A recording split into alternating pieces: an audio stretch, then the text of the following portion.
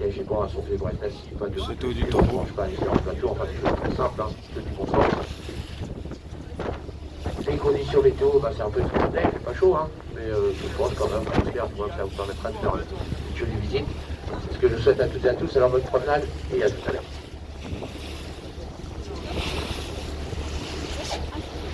Alors bonjour à toutes et à tous et bienvenue à bord du Macabre. Alors nous quittons la plage de Villette direction le château de Taureau. Et donc durant cette petite traversée, on va expliquer chaque séquence plutôt dans ce qui est parlé des lignes. Nous allons commencer sur notre côté d'abord dans le côté gauche du navire. Nous retrouvons l'île Canal.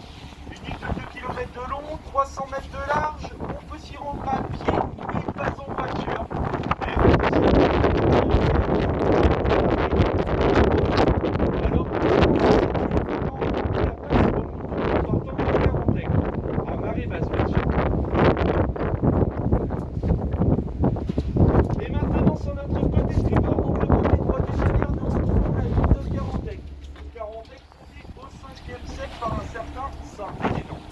Alors on dit aussi qu'autrefois des moines gallois et néerlandais ont évangélisé la ville de Carantec.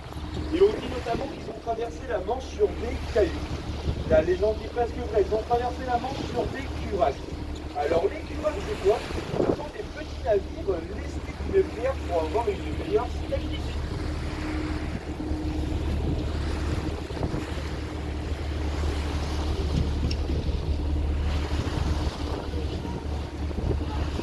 Alors aussi dans cette baie de Carantec, ou bien plus précisément dans cette baie de Morlaix, il y a notamment des basses-mers et des plaines-mers. Alors il y a quelques choses à savoir sur ces basses-mers et plaines-mers, notamment la différence d'hauteur d'eau entre la basse-mer et la plaine-mer qui va se nommer le marnage.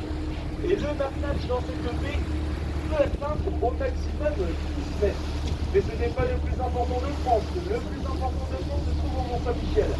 Cela peut atteindre jusqu'à 14 mètres.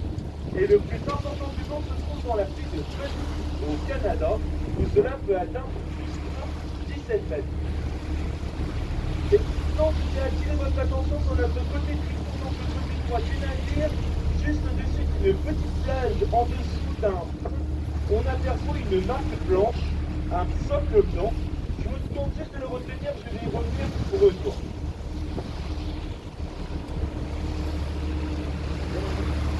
Et maintenant, je vais attirer votre attention sur notre avant-bâbord, donc la bande gauche du navire. Nous retrouvons un rocher en plein milieu de l'eau.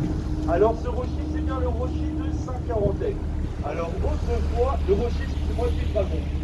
Alors ce rocher, autrefois, il a été un endroit où il y a eu un combat entre un prince, le prince de Saint-Carantec, et le dragon. Un dragon qui sécurisait la ville de Carantec. Un combat mortel sur ce rocher.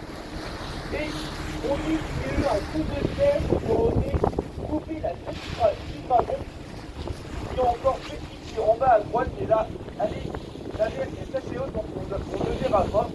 On ne verra pas la fameuse tête du dragon. Et on dit aussi que là, le rocher est coupé en deux à cause de la tête. On peut voir qu'on